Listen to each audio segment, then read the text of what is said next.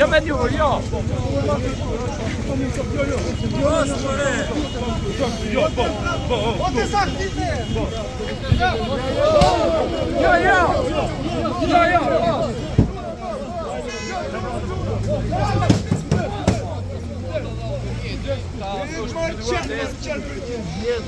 Për shkak të rrugëtimit që është bërë nga protestuesit, është ky automjeti që në fakt u